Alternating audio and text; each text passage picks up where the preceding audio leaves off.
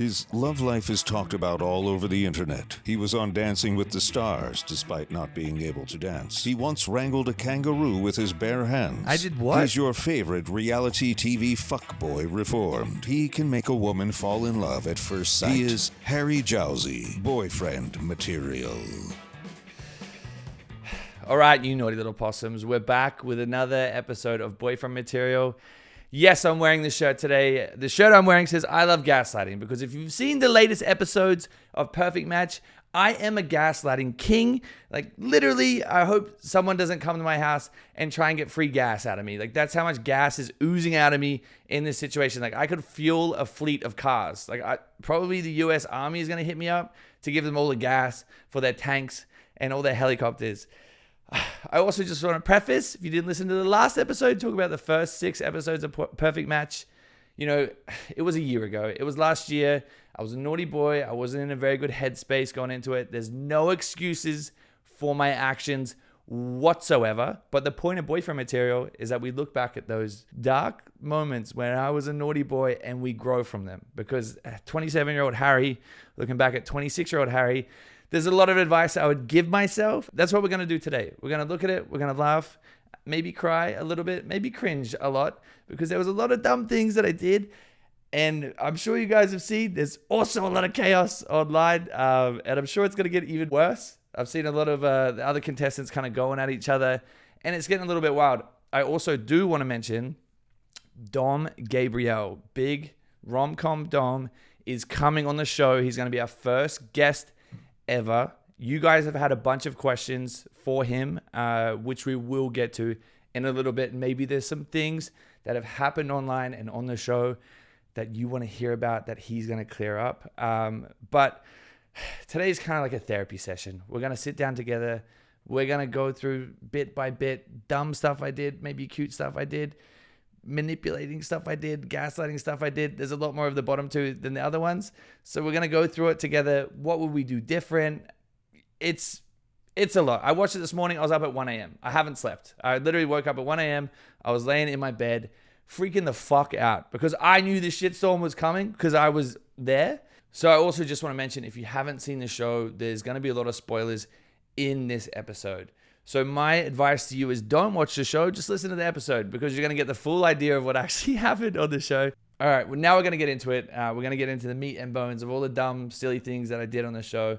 The first thing we're going to talk about is obviously Jess and the love letters that I left for Jess. Now, because me and Jess speak quite frequently, she did tell me whenever I speak about her and our situation on the show, because it's sensitive between us, I'm going to be very serious about it. I don't want to upset anyone. I don't want you guys to think that that relationship and that love that we had for each other wasn't real and wasn't serious. And we're going to go into a little bit more detail about like my mindset going into the show and when I met Jess and what happened within my brain, because there was a lot of things that I want you guys to see from like my perspective on.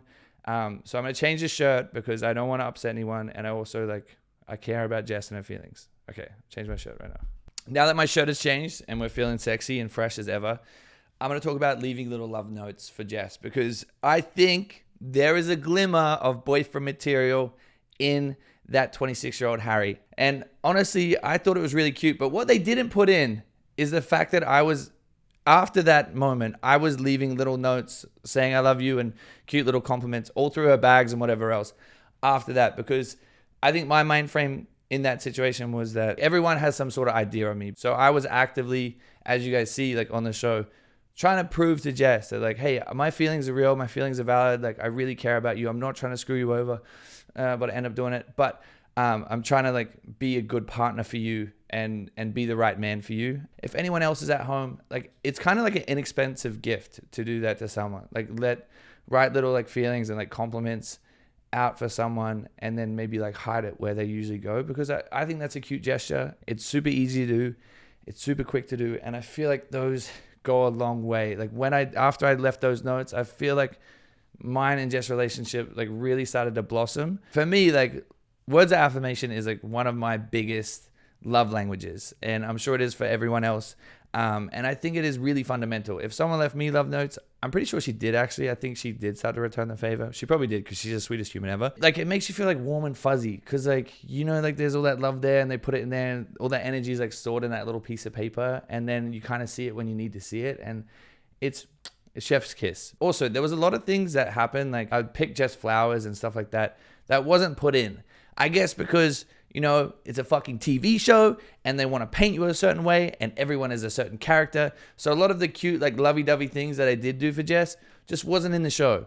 And that's fine because it doesn't fucking matter. It only mattered between me and her because those moments were special and pure and amazing. But also, guys, if you did see that scene, did you notice the half-dead flower that was on the bed? There was probably a spider in it. But, you know, going back to our first date, you know, I pulled out that tetanus-infected leaf with rust in it, and I thought, you know, this would be a good homage. Hummus. But, like, I feel like that it was a good gesture to bring us back to that. But I would keep bringing her flowers, whatever else.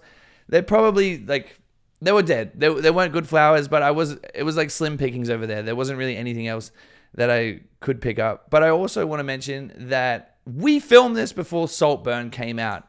So technically, I could say the bathwater thing started from me because, you know, I said in there to Jess that I would love to drink her bathwater. I actually said toilet water, but I thought that wasn't appropriate. And then I think I said I wanted to do a blood ritual or something like that. I don't know what was going on with me. I must have been really fucking in love to be able to be saying all this crazy stuff. So speaking of in love, I told Jess that I was falling in love with her. And it is kind of wild because you have to remember this show is filmed over 4 weeks. And I think I was in the house for 3 of those weeks. So I had known Jess just for a handful of weeks. But with us, the feelings were so real and so rapid, so quick, that it just felt like everything. In the moments that you guys don't see, like when we're in bed and like when it's just us talking, all we're talking about is the future and things we're excited about. And I'm hearing about her family and, you know, hearing about her struggles and things that she's overcome. And she's overcome a lot of stuff. But also, like, just getting excited about the future. So it's fucking Jess. It's really hard to not fall in love with that woman. Like, she is really easy to fall in love with. Like, she could look you in the eyes and you'd be like, okay, sweet. She's like Medusa. I'm in love. So near the end of episode 7, Jess and I are going to match up, and Jess asked, why do we match up every night? Is it because we're comfortable? And my answer was, it's because I'm falling in love with you. Now, was that fucking smooth or what? I don't know what's going on. And it was very well received because those feelings were getting very real. Things were getting very heated and fast. And it was like a roller coaster, like going up. But also you have to remember, this is like a chamber and everything is heightened. Everything that's going on. Like in the real world, imagine that you met someone and then 2 weeks later, you're like, I'm in love with you. Actually, that has happened. I've heard of stories and I've fallen in love with people pretty quick as well, but not how I fell for Jess. But also, I want to talk about love bombing a little bit because I am a self-proclaimed Olympic level love bomber. Obviously now, 27-year-old Harry isn't love bombing as hard as he was at 26 because at 26, I was so excited for love. That's all I wanted. I wanted a little kid. I wanted a beautiful wife. I wanted a little pony. And I wanted a chicken and a dog and a beehive. Like because I had a beehive growing up, it's really fun.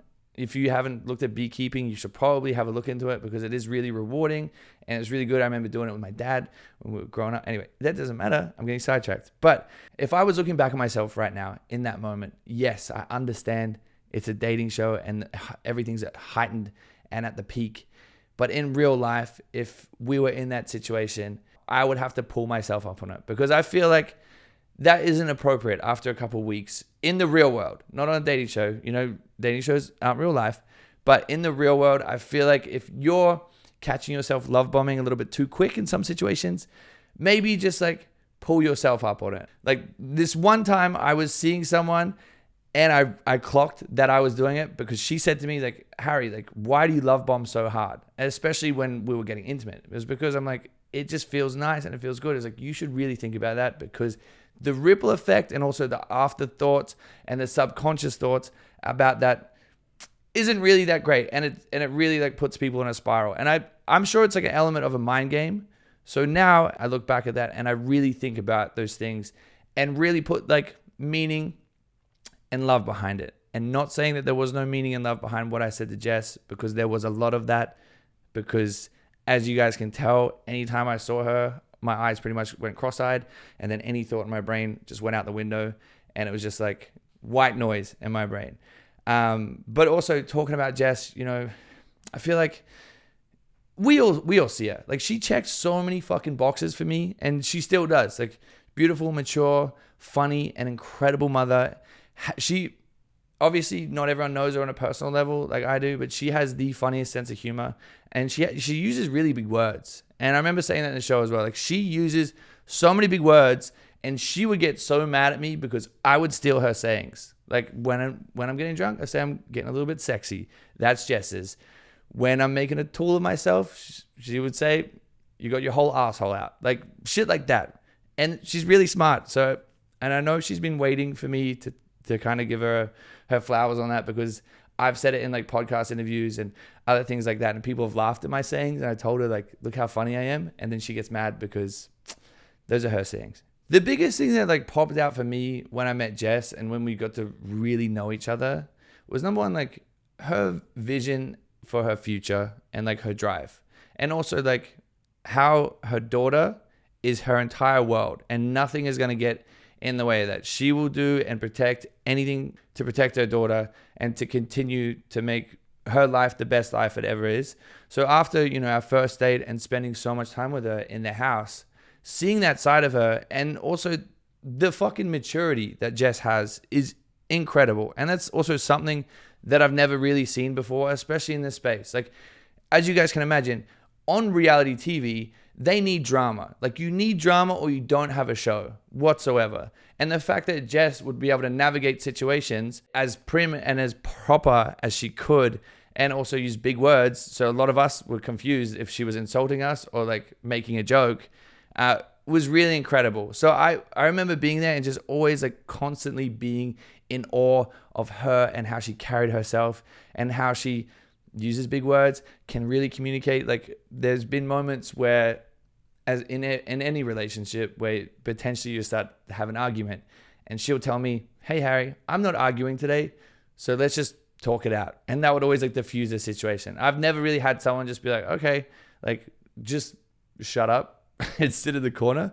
Mama's got it from here, which is really incredible. So speaking of, you know, smooth talking, you know, there was a moment in episode 7 when Nick Lachey says to me right before a challenge, he says, is everyone happy with their matches? And my reply was, every day I wake up beside her, I know it's going to be a good day. I'm pretty sure I stole that out of a movie, because there's no way my brain would have thought of that by itself, but I fucking meant it. And I feel like it was very smooth. I feel like it was the right thing to use. But also Nick said, can I use it in a song at one point? Nick, if you fucking use that in a song, I need some royalties, brother. Please. I also need your fedora, because I've seen that going viral, and maybe your calves as well, because I have the calves of a chicken. Anyway, so now we're going to get a little bit more serious. Guys, I fucked up. I fucked up entirely. I went and ruined this whole situation. I want to talk about what happened at the boys' day with Melinda. Now, there's no hard feelings between me and Melinda. Anytime I've seen her, everything's been good. I have no animosity towards her. At the end of the day, it's a fucking TV show. Netflix is a business. They need to have drama to make more business and to make more money. It is what it is. Like, these shows don't run for free. They need the drama, whatever else.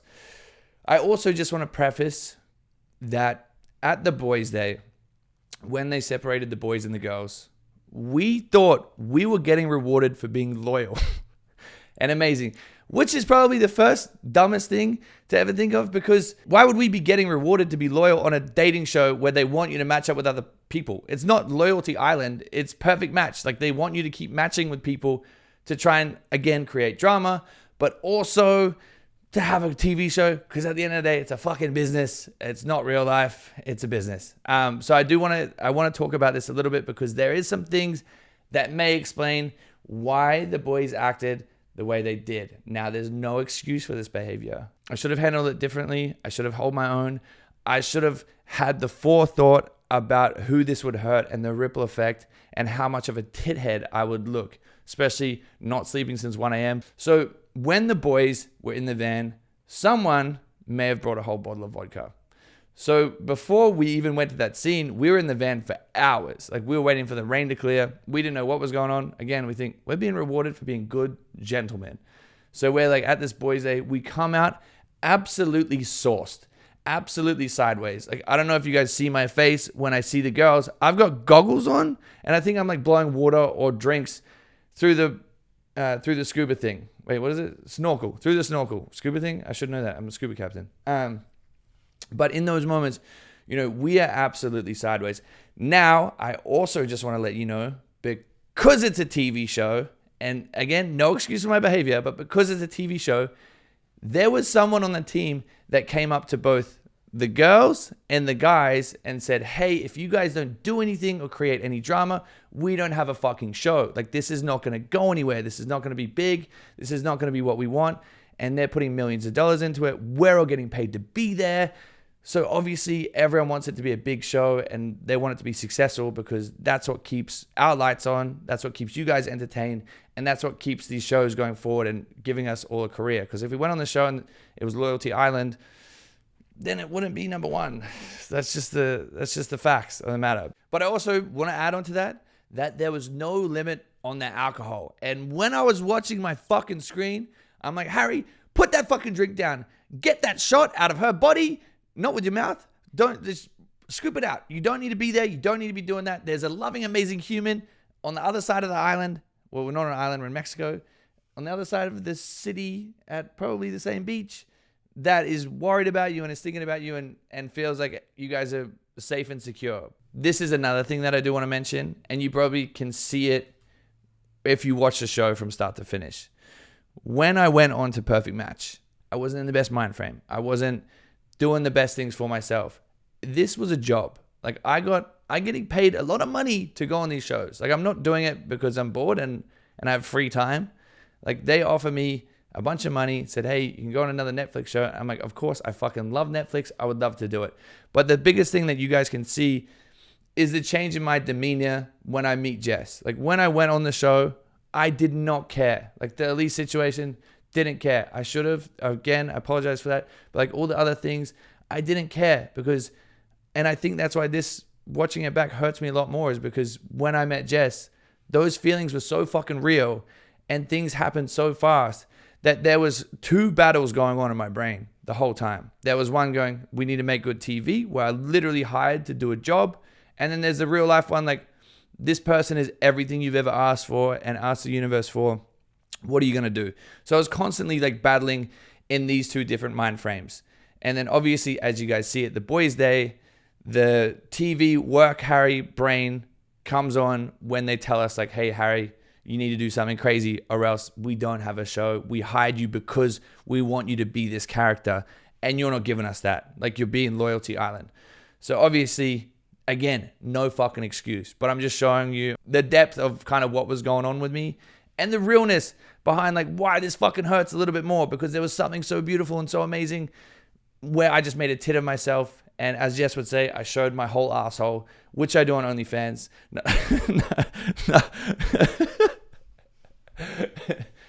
Okay, so let's get into Melinda. Woo! Again, lots of fucking spoilers coming up. So if you haven't watched the show, don't watch it. Just listen to me. Anyway, so let me set the scene. It's a beautiful fucking day in Mexico. The boys are happy. We're a little bit tipsy. We're feeling a little bit sexy. I'm madly in love with Jess. I'm on a Netflix show. Everything's taken care of. I'm with my boys. We're by this cenote, which is just like a big puddle of water. I don't know why they're called cenotes, but it's just a big puddle that you can swim in.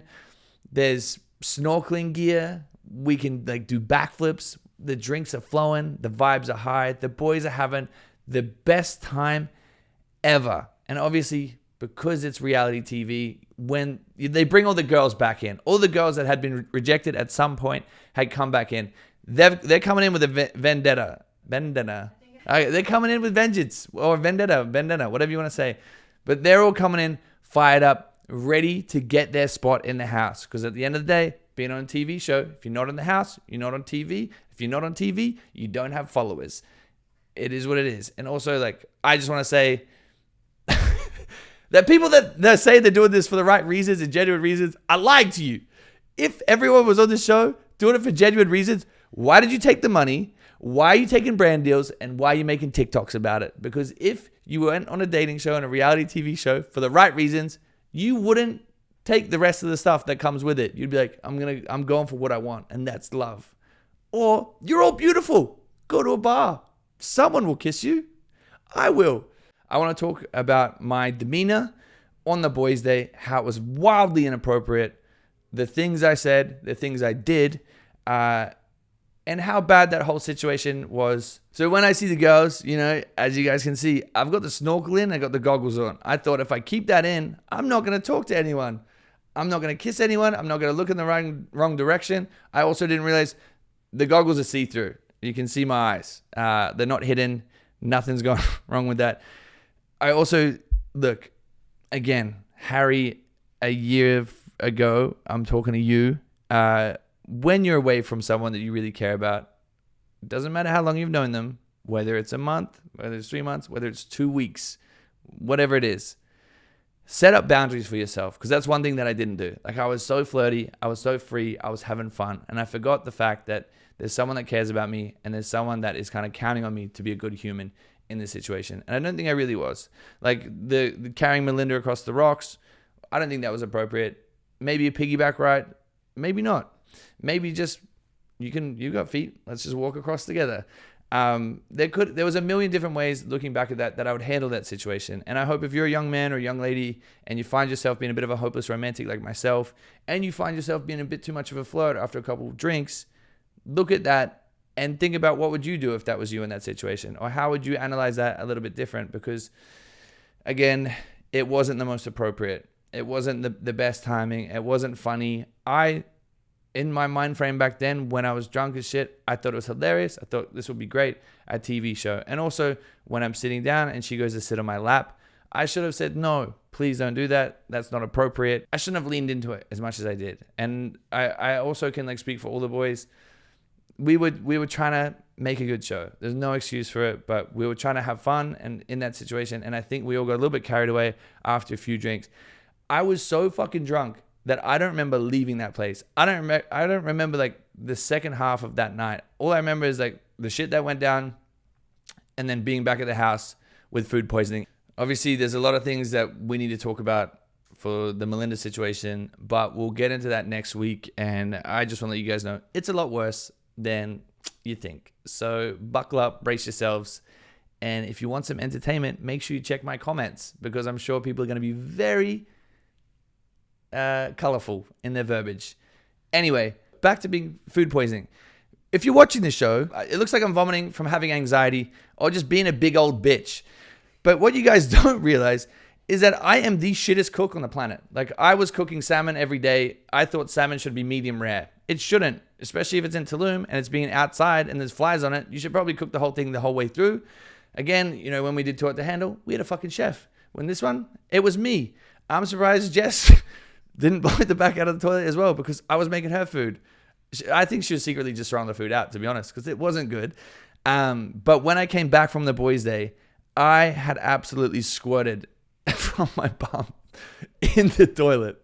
So now, fast forward to the next day when everyone's in the house and shit's going down. I was looking at the show. I'm like, where was I? What's going on? I remembered I was tensed up over the toilet, holding myself in so I didn't take off, because that's how much liquid was coming out of my ass. I literally had tap ass. I had a tap of water leaking out of my ass. That's how bad it was. So then when you see me run into the bathroom vomiting, it's because I had exhausted that option. There was no more juice coming out of my little freckle back there. It was time to come out of my mouth. So I was watching that back. I was like, damn, I'm really a bitch. I really look like the biggest fucking pussy in this situation.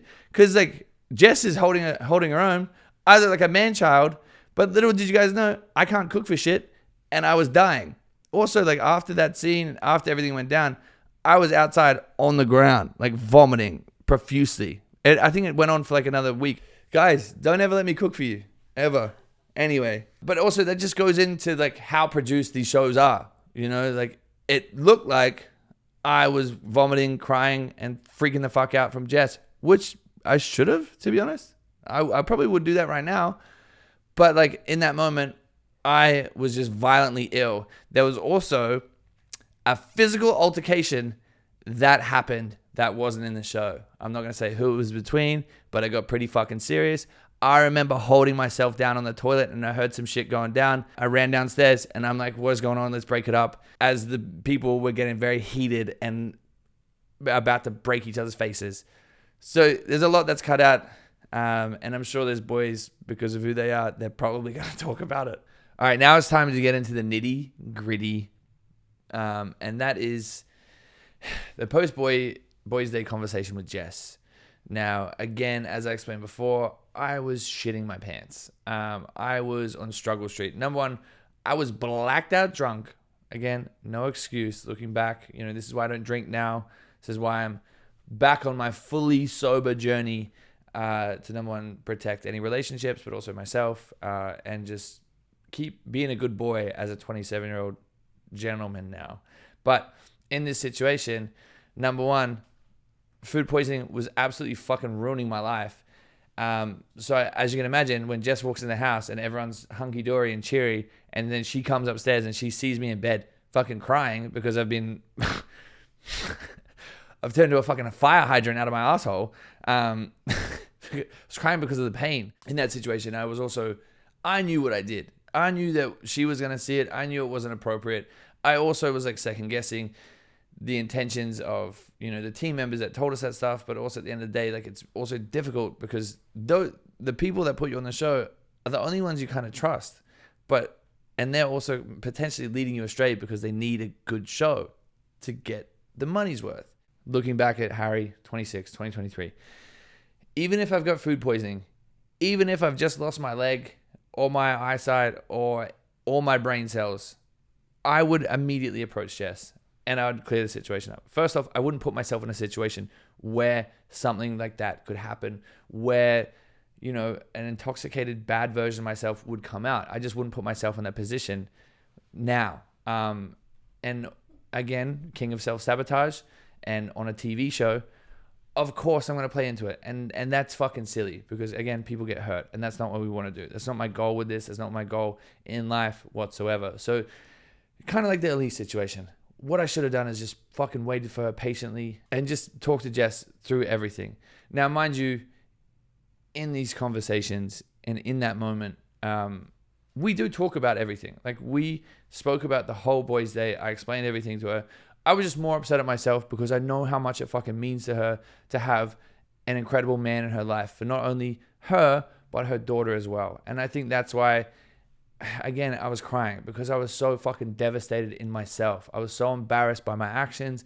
I was so disappointed in myself that I didn't only let myself down, I let her down, and I also let her daughter down. I was just more upset that something that was so beautiful and so amazing and was blossoming so perfect and incredible just went and got fucked up because of me. And at the end of the day, like, it sucks because I have to live with that and I have to sit there and I have to watch it back with you guys. I have to see the comments because I did it and it's my fault and it's terrible. It was a terrible decision.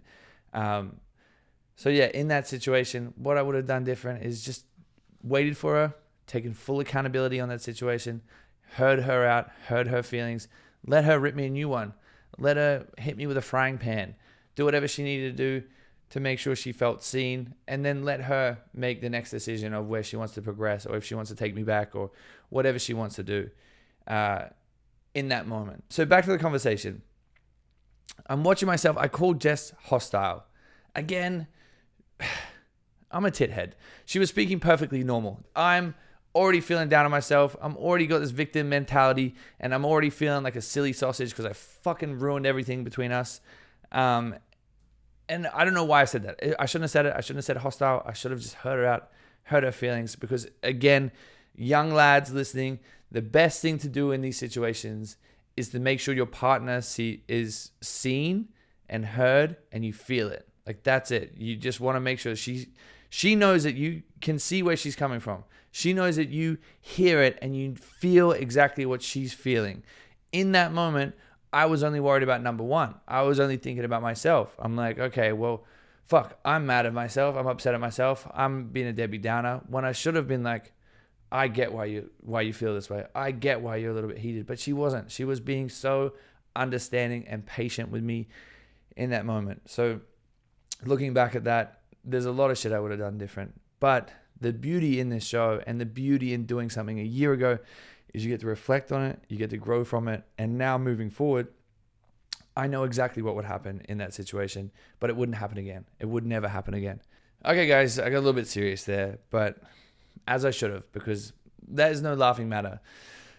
But because this is a fun show, and we're fun people, and we're fun guy, because I've got a mushroom tip, I'm going to bring in my best friend, Dom. Now, if you guys have seen Dom, he's been on The Mole. He won Perfect Match Season 1. He's now in Perfect Match Season 2. And obviously, we have a lot of questions for him. He's just like a big brother to me. Like, I really fucking love this guy. So if you enjoy my conversation with Dom, please go give him some love on social media, because I know he needs it. I know we kind of all need it as well. And I also just want to preface as well, when you are watching these episodes, when you are watching the show, whether it's me, well, don't worry about me, but whether it's like Melinda, Jess, maybe Kaz, or any other people on the cast, just show them a little bit of love, because like this is a very scary time on reality TV, because it feels sometimes like, you know, you feel like the world's behind you and everything's going amazing. Then other times you feel like the world is crashing down on you. But also understand, we don't know the full story. Like, we don't know everything that's going on. So just give a little bit of grace to these people, because we're all trying to figure it out. And it's also our job. Like, we're all there because we're being paid to be there. Anyway, back to having fun. So strap yourselves in, because Big Dick Dom is coming in the building. Guys, surprise, guys. What? guys, surprise. Dom is here. Welcome. Sniper. Dom is our first ever guest on the podcast. Who would have fucking thought? Not me. What a surprise. I thought we were shooting for the stars. No. I'm joking. Wow. That's crazy. No. Fair assessment, yeah. No, we love Dom. And he's on the #1 Netflix show in the whole world right now, which is crazy. Congratulations. Well, yeah. That was a deep fake. But, you know, I'm going to talk about, you did season 1, obviously, but why the fuck did you come back for season 2? Because you were there. You didn't know I was there. Okay, guys.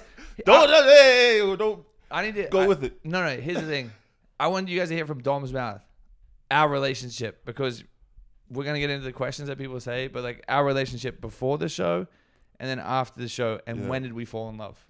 Oh, okay. Pretty quick, actually. Yeah. Okay. No, but here's the thing. We talk about this all the time, is like, we didn't know each other for when all that stuff happened with, you know, all that history. We didn't know each other, and we didn't meet until like over a year later. Yeah. Like, it's been a year now. Like last May we met. Oh. Yeah, we should have done this something. is like our anniversary. Well, we should have done something. Well, I bought you that Chris Angel magic kit. I guess you got Van Cleef. And yeah. Well, and we have these friendship bracelets too. Yeah, we got friendship bracelets. It's permanent. You can't take them off. Anyway. But no, we met. But we met at the. I remember we met at the Netflix event, and there were so many people that were like, remember they were like, oh, Harry's here, oh, Dom's here, and everyone thought that we were like gonna meet and we were gonna like box. Like also, guys, Dom was like Golden Gloves, if you know what that means in Toronto. Like, this motherfucker can fight. So I'm glad we didn't fight, because I would have been embarrassed. Anyway, but like I remember like I saw you in the green room and you turned around, we looked at each other, we just immediately just started laughing. Like, we literally just looked at each other, we were like this is insane. This is so ridiculous. Silly. It's so silly. But yeah, just to like quickly sum it up, then we met, and then you were like, we got each other's number, and the next day you were like, dude, like, come over, let's work out. And I went to your place, we worked out, we talked about it, and we just found out we just like had so much shit in common. Yeah. And also in this industry, in this world where like it is hard to like make friends and have people that understand you and find someone that you trust. Yeah. So it's like we did that, then we did the podcast, and we were still kind of feeling each other out because it was like, again, reality TV. It's like, I don't know if I could trust you. I don't know. Yeah. I don't know if we're gonna collab, and then we're never gonna talk again because a lot of times like cameras come out, but then we would just kick it and we just wouldn't even make content. Like we were just genuinely just like, Yeah. Well, I think we were scared. yeah, Yeah, I think we were scared of the backlash, brother. yeah. But then we didn't tell each other we were doing the show, and I remember we were like texting, and it was like, oh, I'll see you in September, man. And you were like, yeah, I'll see you in September. Yeah, this motherfucker's like, oh, I'm in Toronto. Yeah, for the next month. And I was like, oh, okay, same. I'll be out of town for a bit, but I'll be back. I didn't even think I said that. I was like, let me know when you're coming to LA. Yeah. And then when I went to the boardroom and I saw his face, I started spitting out. I think I was just way too excited. Like, Elise was probably like, what is wrong with this dude? Why is he excited about another grown-ass man coming in on a dating competition? Knee pads, brother. Yeah, knee pads. Yeah, I gotta stop glazing. But why did you want to come back and do season 2? Was there a specific reason? Yeah, I don't think there was a specific reason. I mean, I've said this before, but I did say no quite a few times in Netflix about coming back. I was like, nah, I don't think I want to. And they kept on asking me. And then they kind of, like, we spoke about it, and they were like, well, did you have fun? I was like, yeah, I did have fun. And they were like, is there any regrets? Do you wish you did things differently? I was like, yeah, there were things. Obviously, I did win the show, but, like, it's not, like, did I actually? You know what I mean? Like, nah. I was, I thought, like, maybe, like, coming back, I was like, I did have fun. I love Netflix. Yeah. The vibe, I will say before we get into it, like, the vibes of the first season were way different than the second season. Like, worse or better? It felt more wholesome. The first season felt, like, really wholesome. Yeah. In terms of, like, just the vibes, the overall energy. But, so I had, like, a lot of hope going to second season, and I was like, it's an opportunity for me to, like, do what is intended of a dating show, like, to date around. Like, I didn't get to do that last time. Like, and guys, I also want to let you know, Dom, the loser, was only in the house for 48 hours. Like, yeah, I don't know how they like. It looks way longer than it is, but Dom legitimately comes into the house. It goes on his date. We start like working out, whatever else, and he's just like minding his own fucking business. Obviously, they win the next challenge. And then he's out of the house.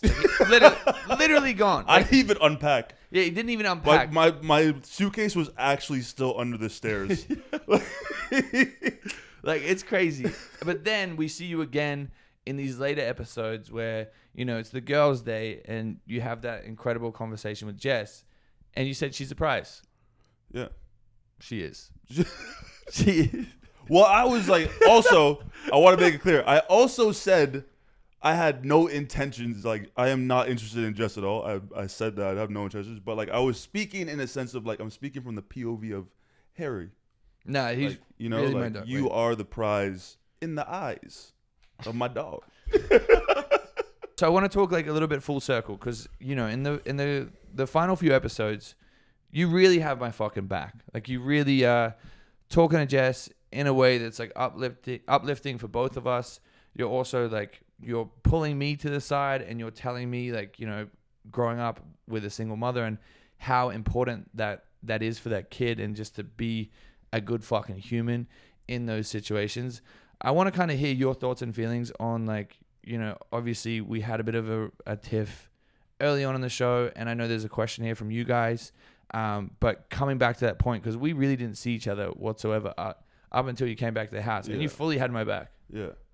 Well, I think like, that initial like tiff kind of got misconstrued because obviously like we were drunk, you know what I mean? Yeah, sideways. Yeah, we were we were absolutely obliterated. But like also I think it got like misconstrued into like me targeting you when it was like I was targeting everybody. Like it was like there was this narrative that because I'm coming back that I wasn't genuine.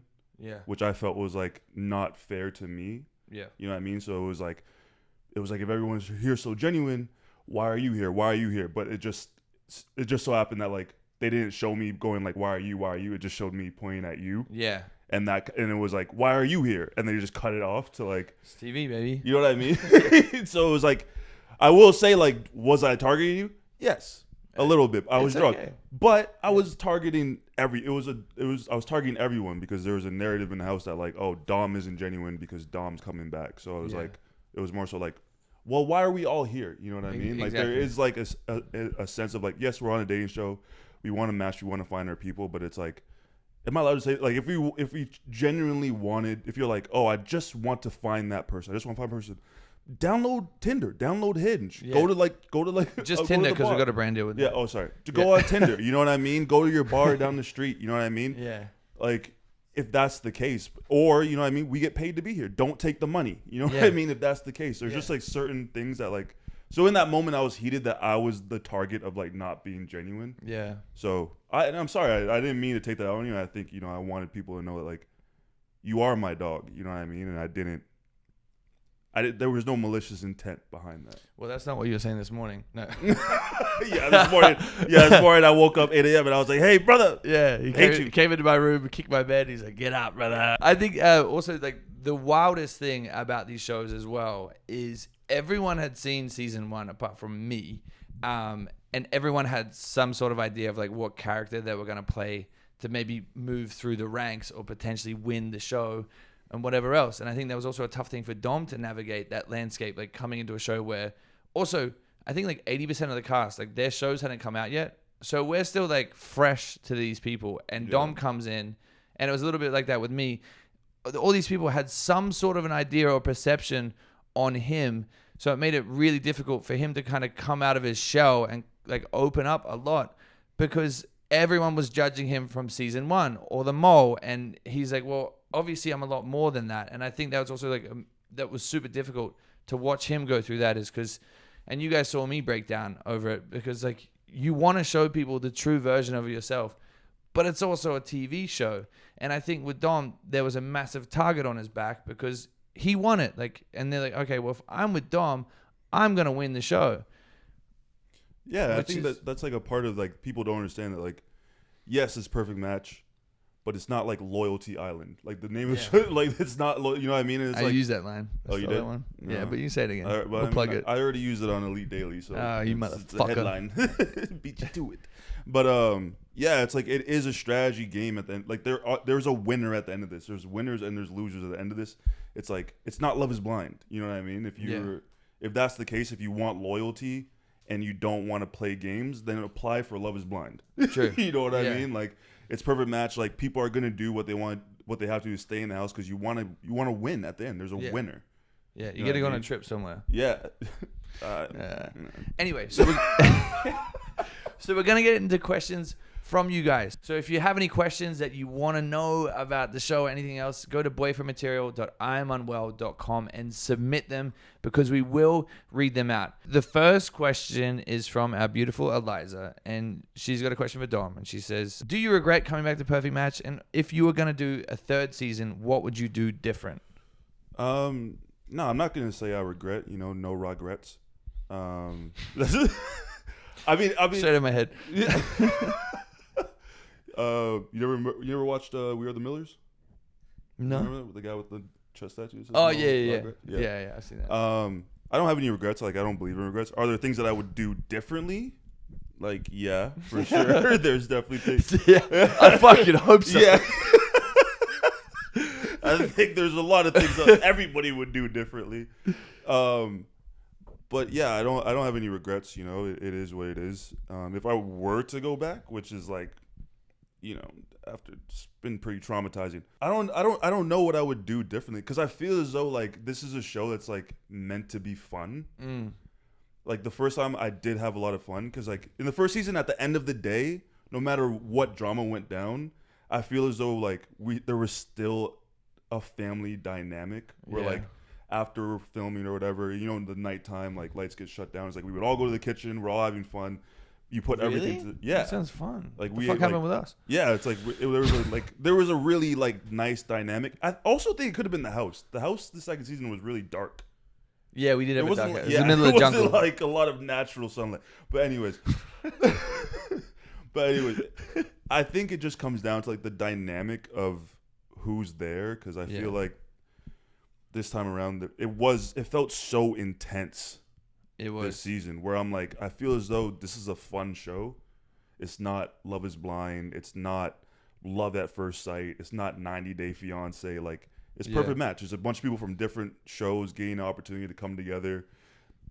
and just figure stuff out and just like play stupid game. Like the competitions are so stupid. Kissing. This is your kissing challenge. Rank each other from like. It's not that serious. Like we're just kissing. That was a tough challenge. That was a really tough challenge. I'm gonna be honest, guys. Everyone after that challenge felt so icky inside. I didn't even want to do my post challenge like interview. I said, guys, I actually feel sick that happened because I was also like, I don't know who I kissed. Like I could have made out with a goat, with like a warhog. Yeah. What? Huh? Oh, warhog? Like Pumbaa. Oh yeah. Could have made out with Pumbaa. but yeah, for the third season, is there anything like maybe there's potential people listening that would be going on the third season? Is there something you'd do different or advice you'd give yourself? I'd honestly, I don't know. Maybe just like, because you're damned if you do and you're damned if you don't. Right. Like if you do what you want to do, you're gonna get crucified for it. If you date around on a dating show, which sounds crazy, you're gonna get crucified for it. I think like the thing is like to not take it too serious and also understand like you're meeting strangers and the most amount of time you're gonna know them for is 4 weeks. Like that's also the wildest. We were there for like 3 weeks. We were actually there for 3 weeks. Yeah. Like that's wild. Like you're legitimately meeting a stranger and they're telling you that someone here is your perfect match and you have 3 weeks to figure it out and to try and fall in love with them and then try and win challenges and go from there. But anyway, I'm getting sidetracked. Yeah. From David. Do you think Perfect Match is more of a dating show or a competition show? You're good at the competition aspect. Would you want to go on a show like Traders Next? What is your future with reality TV after Perfect Match? I think this show was more of a competition show, to be honest. I think Perfect Match is more about strategy and it's more about trying to keep your friends in, trying to break up the other couples, whatever else. If it wasn't about competition, there wouldn't be a prize. It would just be, we're not going to fuck things up. You're going to be going on dates and you're going to go somewhere beautiful and we're going to film a natural love story where also your friends and everyone else is involved and it's called real life. Because I think that would spark real, genuine emotions and also progress a natural, organic relationship. I feel like in this one, it's all about competition and strategy. That's why there's also so much drama because we know that there's a prize at the end. Whether it's good or bad, there's a prize there. I think after this, I would love to do Traders. I think that would be a lot of fun. I've never seen it, but I've only heard good things. My problem is I don't want to watch any dating shows or any reality shows because then I feel like if I go and do it, I'm going to try and play a character and I just want to be my big, dumb, idiot self. But after Perfect Match, I think I can speak for Dom and myself is that we're hanging up the towel with reality dating. Like this is it. We got the most important relationship out of it, and it's us. It's us. And perfect match. Literally. But I feel like for me, I want to do more competition shows. Like Amazing Race was incredible. Dancing with the Stars was phenomenal. I want to do more competition shows, but most importantly, I really want to go into hosting. I feel like hosting would be amazing to be there and watch, a young Harry fall in love with a young Jess and like be there and watch that blossom and also just be able to offer support and whatever else. Over to Dom. Harry Lachey. Yeah, you're gonna have to duke it out with Nick to get that. Harry Lachey with the fedora. That guy has like a blood contract with Netflix. Yeah, literally every show. Yeah, every show. He's got some tea on him, huh? Yeah, he's got something. I think I'd agree with you that it is a competition show. Like you made such a great point there. Like if it wasn't, there wouldn't be a prize at the end. Yeah. I think it is a competition show, but I think I'm gonna get real philosophical here. I think when the people that view it, it's like you decide what type of show it is because it's like I've seen so many people be like watch the show and they're like, oh, that was a good strategic move, that was a good gameplay move, and I've seen other people be like, how could you do that just to stay in the house, like blah blah blah, blah. How could you use that person? And it's like it's a competition show at the end of the day. Like people want to stay there, people want to be in the house. Because here's the flip side of it: like you either stay in the house or you're in a hotel room quarantined. And the hotel sucks. And the hotel sucks. No phone. You know what I mean? That's a realistic take of like, yeah, you want to be in the house. You know what I mean? And you want to win the competition show. That's what you sign up for. But in terms of doing another show, I think I've done a challenge show. Like I've done them all, and I'm not good at that. I'm not good at Well, I'm not good at reality dating. Yeah. I'm not good at challenge shows. I'm not good at dating shows. So maybe I don't know. Maybe work to my. I'm a good dancer. Maybe Dancing with the Stars. I think you'd be good at Dancing with the Stars. I think I crush. I could break dance. Maybe even like RuPaul's Drag Race. Put me on there. What? I look great in like lipstick and a dress. You didn't see my photos? I've seen him. Yeah. I respect it. I've also worn dresses Yeah. and high heels. Maybe, Put us both on. Yeah, maybe we could do that. Actually, my one of my team members, Farah, is the biggest fan of RuPaul's Drag Race. I know she would cry with joy and happiness if we went on there. She'd be so happy. I think I would crush it. So I think I would love to do something different. So Dom, this one is from Sam, and it's on a bit of a more serious subject. So Dom, what happened between you and Tolu? It seems like you guys really hit it off, but then all of a sudden, you guys just seem so disconnected. Is there any light you want to shed on that situation? Yeah, I think like again, I think like it's a TV show and everything's so dramatic. Yeah. And again, I was there for 2 days. We went on a date. We had to live together. We spent some time, and it just the chemistry wasn't there. And I feel like I was honest the whole time. I repeatedly said, I want to explore other options. I want to date around. It's a dating show. I want to date people. You know what I mean? I want to see things through. So I think I was there for a short time. I think, everything was so dramatic. But when you take what happened in the show and apply it to real life, it was like I met somebody. I went on a date with them.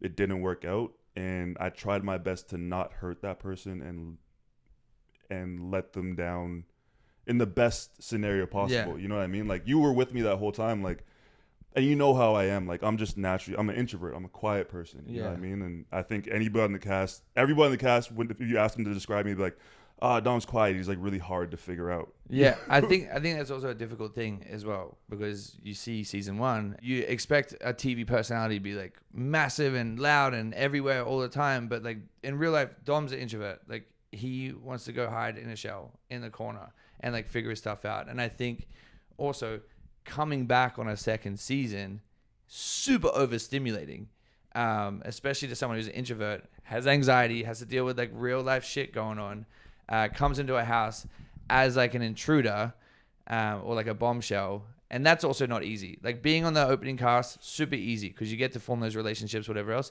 Dom gets thrown in the deep end.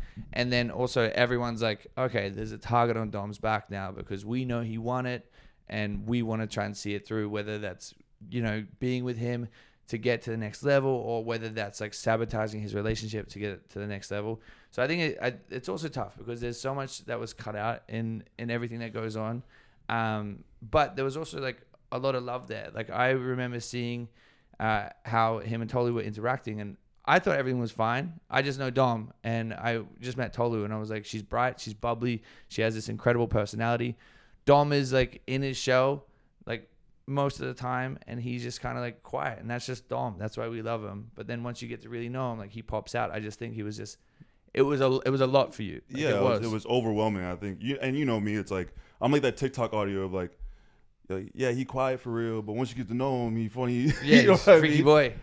So it's like I think I was really quiet, and that's just how I am. But I was there for 2 days, and with Tolu, you see on the show that it's like, oh, he's so cold or whatever, but it's like I was just distant, and I was distant because like we just didn't have the same personality. I think that's like fair to say. Like, if anyone that knows me and sees her, it's like she's very high energy and very this, and I'm very like laid back and I'm very chilled, and the interests just didn't align, and I wanted to explore the things I was open about.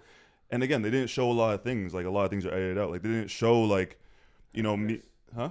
Her and Chris in the kitchen. Yeah, her and Chris, like, they were getting on when me and her were we're figuring stuff out. And there were times when like she felt uncomfortable, so like I slept in like the kitchen.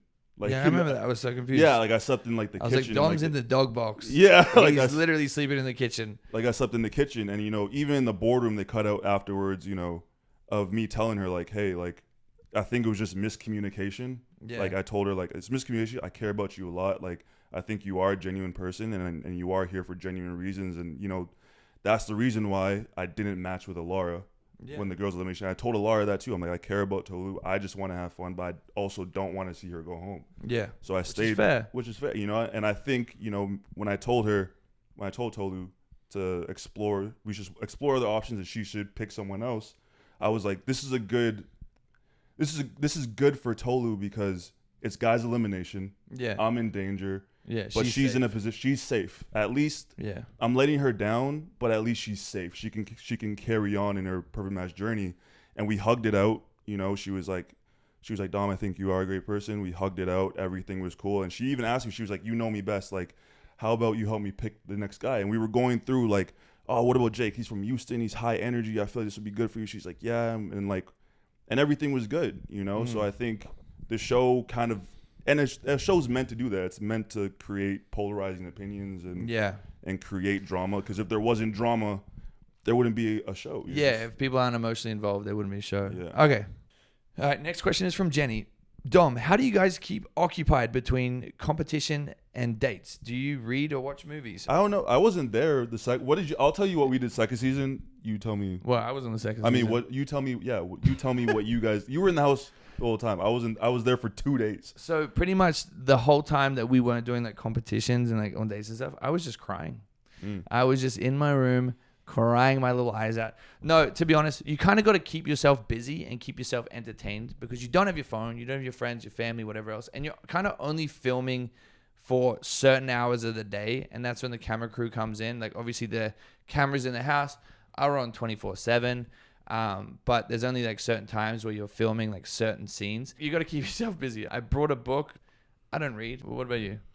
Yeah, again, second season, I was there for 48 hours, so I didn't get the chance. I just slept, woke up, and left the house. I walked in, slept, woke up, kissed everybody in the house, and then packed up my bags and left. No, guys, it also is kind of crazy. Again, like real life situations, if that happens, like you've known someone for like a few days, and then you're out of there. Yeah. And, like there's no way to contact each other. It is what I was kind of What? But like the first season, I felt like because the first season we didn't understand Perfect Match. Yeah. So everyone was just coming into the house not knowing what to get into. So people actually brought like fun like toys and activities. Like I remember like Uno.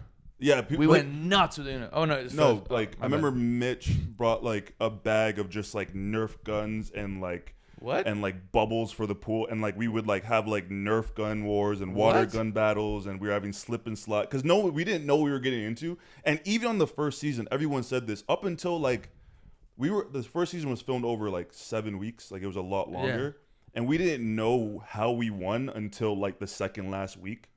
So like it's kind of like it's what the handle as well. We didn't know. So like for a majority of it, we didn't know. There was no competitive spirit because we were like, we don't know we're winning. We don't know who wins. So we were literally like, if you watch in the background of a lot of shows, like we're doing the dumbest stuff. Like we're like jumping off of like the porch, like trying to reenact like John Wick scenes. Like sounds so much more fun than what we did. Yeah, it was really wholesome. Damn it. Yeah. Yeah, I know we had like Uno cards and like the boys would get fucking heated in the van before, because also like I guess you guys wouldn't know, but when you go to a challenge, like you're kind of sitting in the van for like hours and like waiting. So we'd get Uno cards, we'd get nuts, and then sometimes we'd get drunk and make dumb decisions. Anyway, the next one is from Julia, and she wants to know, why do you care about foreskins so much, Dom? I mean, it's an important thing, you know. It's that part of. I think it's a philosophical question that everyone asks themselves, like why the foreskin? Like why chop why that not? off? Why maintain? You know. And okay, no, I gotta be serious. I gotta be serious. Okay, guys, the foreskin conversation on the show was way more than what the fuck was shown.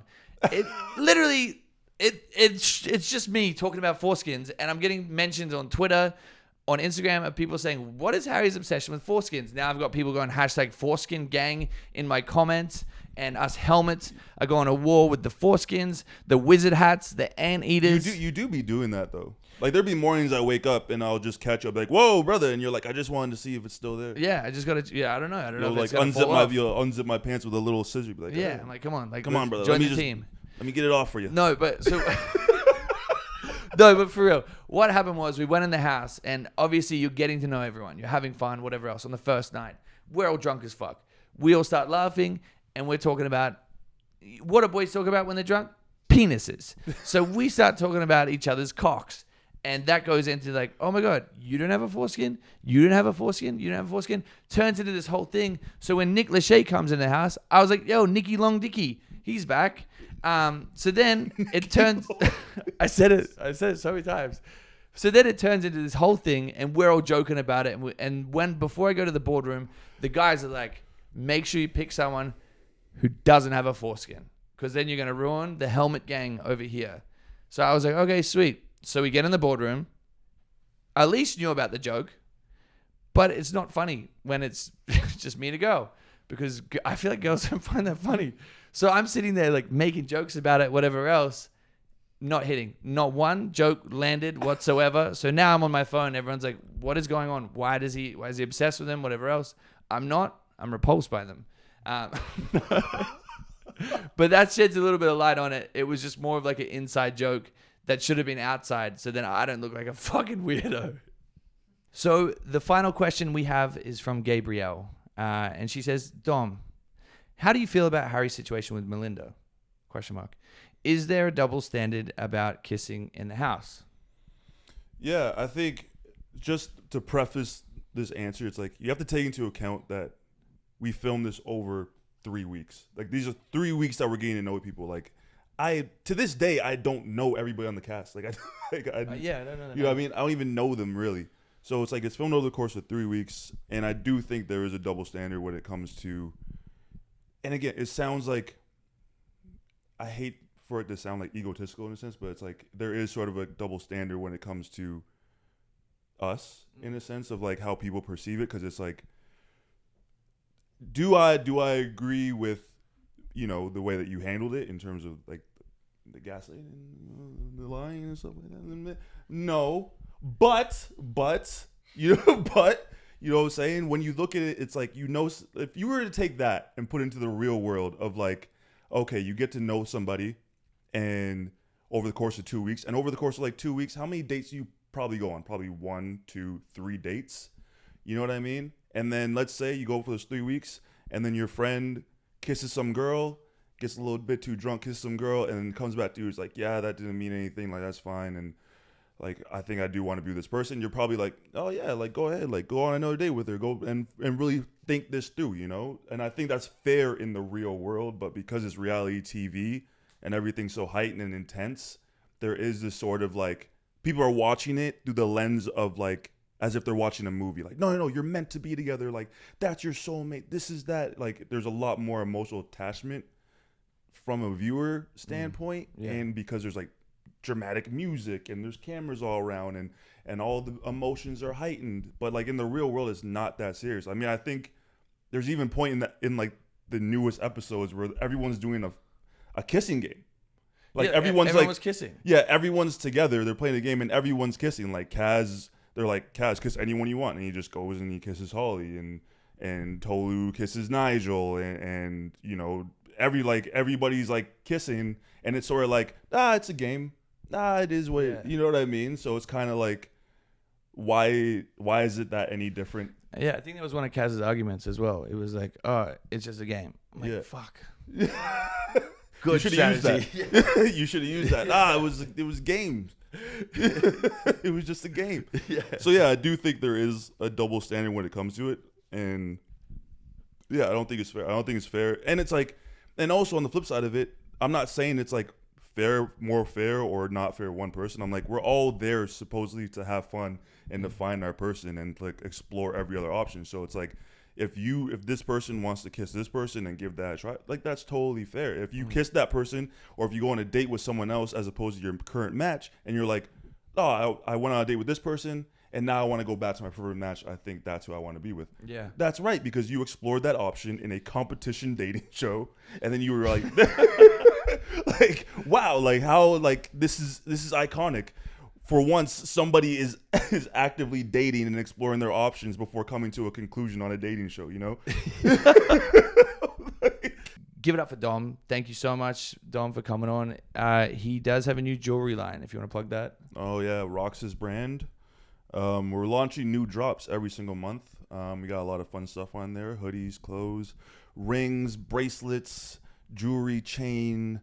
He's got a perfect match chain on right now. Perfect match chain, and I also have a not so perfect match ring, which is like a burnt ring. Where can they find the link?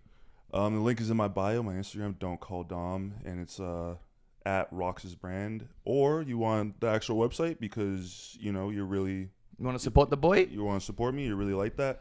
RoxasDesigns.com. Thank you guys so much for joining us on another therapy session. If you did enjoy today's episode, make sure you give us 5 stars so I can come give you a big kiss on the forehead. If you did enjoy Dom on the show, please go send him some love and let us know if you want to have him back, because we won't if you guys don't want him back. No. Everyone just overwhelming. Nah, we love Dom. But make sure you follow Boyfriend Material on Instagram and everywhere else, and TikTok. And if you have any more questions about Perfect Match, make sure you go to boyfriendmaterial.iamunwell.com. But thank you so much for hanging out with us. Next week, we're going to be talking about the finale of Perfect Match. And as I said before, it's a lot more crazy than you guys can ever fucking imagine. So please strap yourselves in. If you love trash TV, this is going to be great for you guys. It's going to be terrible for me. But we love you guys. So thank you so much. And I'll see you next week. Sheesh.